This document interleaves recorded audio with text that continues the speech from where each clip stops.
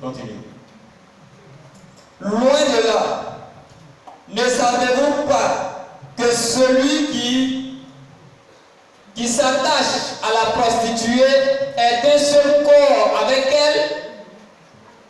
Car, est-il dit, les deux deviendront une seule chair. Voilà.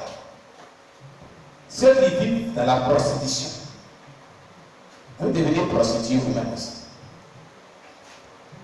Ceux qui vivent dans l'impudicité, vous devenez impudite. Si la personne est prostituée, que tu couches avec elle, cette prostitution te contamine. Ça veut dire qu'il y a les démons sexuellement transmissibles. La Bible dit que les mauvaises compagnies corrompent les bonnes mœurs. Vous êtes corrompus sur ça, cette idée. Vous devenez impur. Vous voyez? Continue. Mais celui qui s'attache au Seigneur est avec lui un seul esprit. Très bien. Comprenez? S'attacher au Seigneur. Demain que les gens s'attachent aux prostituées, deviennent prostituées. Demain, si tu t'attaches au Seigneur, tu deviens un seul esprit. C'est-à-dire tu deviens l'esprit de Dieu. Mais pourquoi? Qu'est-ce que cela signifie s'attacher au Seigneur pour devenir un esprit et devenir un seul esprit avec le Seigneur? Le même Saint-Esprit. S'attacher à Dieu au point de devenir le Saint-Esprit avec lui. De devenir le Saint-Esprit, c'est ce que ça veut dire. Comment cela peut se faire? Est-ce que c'est faisable? Mais si ce n'est pas faisable, Jésus n'allait pas le dire. Et la bouche de la bouche Paul. Amen. Amen. C'est parce que c'est faisable. S'attacher au Seigneur, ça veut dire quoi? S'abandonner au Seigneur. Lui être assujetti. Ne plus avoir sa propre volonté. Vivre que pour lui seul. Ne faire que sa volonté. Ne rien faire sans avoir consulté le Seigneur pour faire ce qu'il nous dira de faire. C'est ce qui signifie s'attacher au Seigneur. Corps, âme, esprit. Ne plus vivre selon ta volonté, mais vivre uniquement que la volonté du Saint-Esprit. Ne rien faire sans son opinion. Attendez toujours à ce qu'il parle pour réagir. Consultez-le et ce qu'il vous dit, vous le faites. Et même si vous ne le consultez pas, il vous dit de faire quelque chose, vous le faites. C'est ce qui signifie s'attacher au Seigneur pour devenir un seul esprit avec lui. Quand on vit comme ça, à ce niveau, vous ne connaissez pas de vie des péchés. Toute parole qui sortira de vos bouches est comme un feu, accompagné d'onction, accompagné d'onction, accompagné d'onction. Ces paroles qui sortiront de vos bouches sont très pointues, seront très pointues et très puissantes et très efficaces, auront des effets très puissants. Voilà ce que c'est que s'attacher au Seigneur pour devenir un seul esprit avec lui. Continue. Fuyez la débauche. Ah, celui qui veut rentrer au ciel, qui voudrait que lorsque la tempête de Dieu sort, ils sont enlevés, qu'ils fuient la débauche. Une vie de débauche. Si tu vis dans le débauche, dans la débauche, tu ne peux pas rentrer au ciel et quand la tempête va sonner, tu ne seras pas enlevé. Dieu nous dit de fuir la débauche. C'est notre manière de se sanctifier et de se préparer à la rencontre de Saint Jésus-Christ si la tempête de Dieu sonnait maintenant. Continue. Quelque autre péché qu'un homme commette. Donc, tout autre péché que vous pouvez connaître, que les gens commettent, oui. Ce péché est hors du corps. Ce péché est hors du corps. Mais celui qui se livre à la débauche, pêche contre son propre corps. Est en train de pécher contre son propre corps. Donc les péchés de débauche sont les péchés sexuels. Toute forme de péché sexuel font partie des péchés de débauche. La personne est en train de pécher contre son propre corps. Donc est en train de nuire son propre corps. Est en train de détruire son propre corps, qui va finaliser, qui va terminer dans la géhenne, dans l'enfer, ou confronter soit la grande tribulation. Oui. Ne savez-vous pas que votre corps est le temple du Saint-Esprit qui est en vous? On s'adressait à qui? Les chrétiens.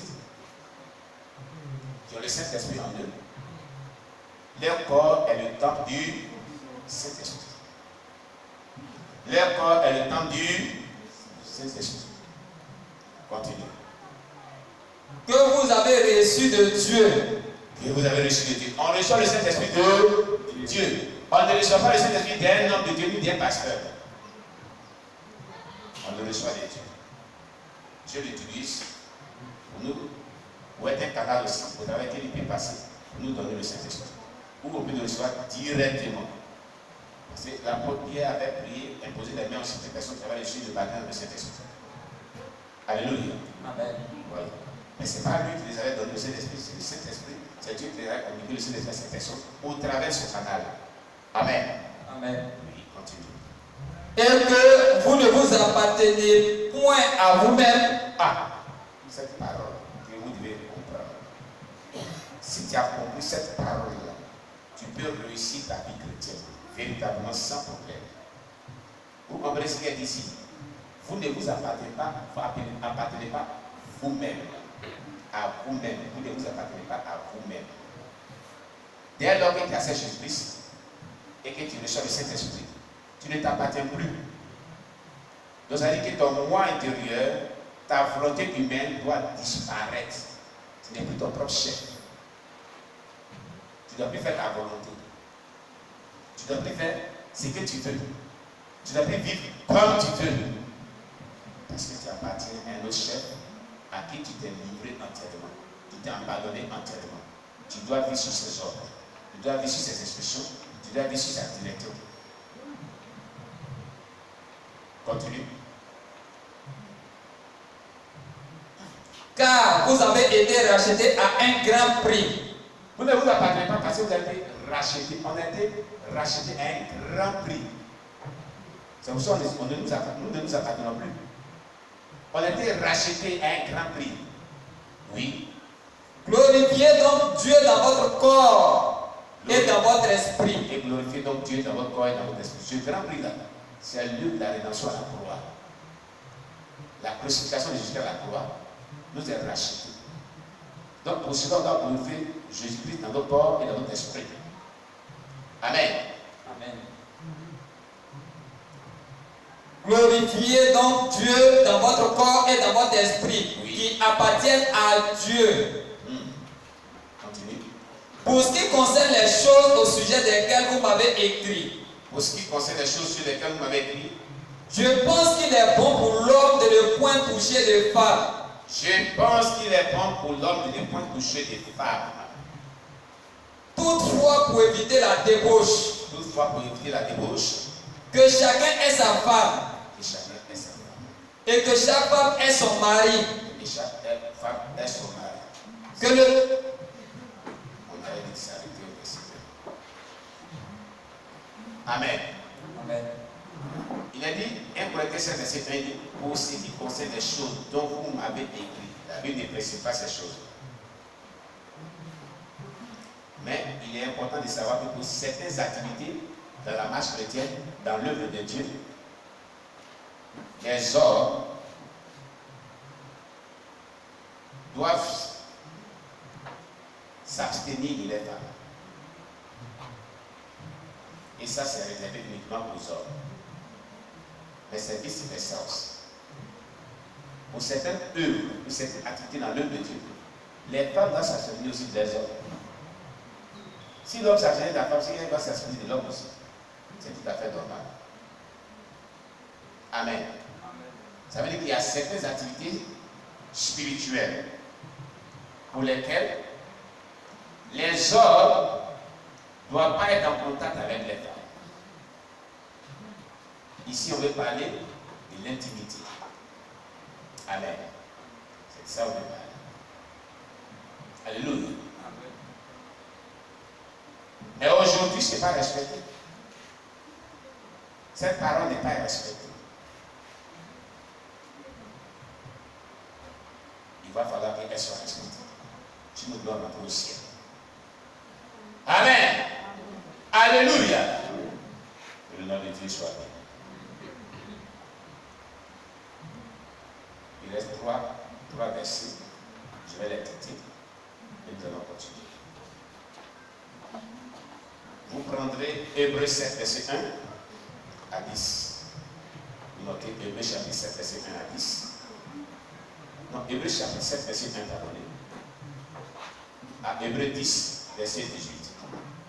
Hébreux chapitre 7, verset 1, pardon. Hébreux chapitre 7, verset 1 à Hébreux chapitre 10, verset 18. Amen. C'est encore très long. Et 1 Pierre, chapitre 1, verset 14 à 16.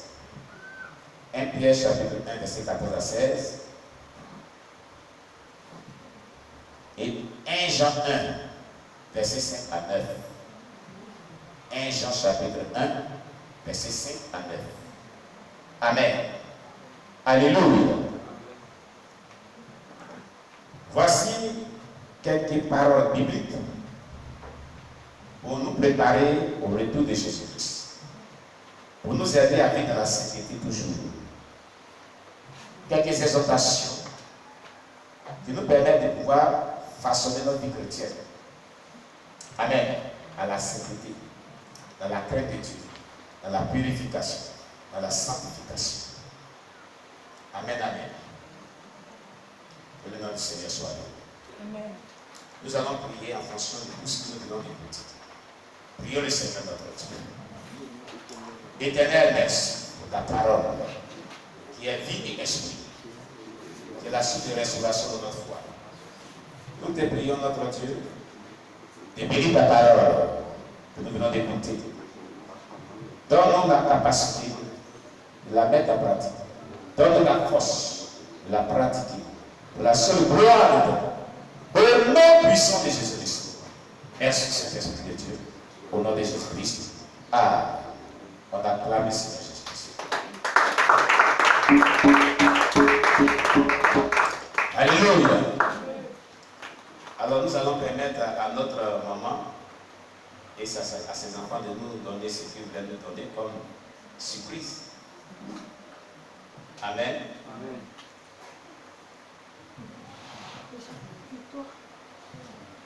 On acclame Jésus-Christ pour notre Dieu de victoire. Là, son frère, sa soeur et la maman, venez. Combien sont les enfants seulement? Oui, c'est d'accord, d'accord. D'accord. Donc, on va venir donner un cantique merveilleux. Merveilleux pour la gloire de Jésus-Christ.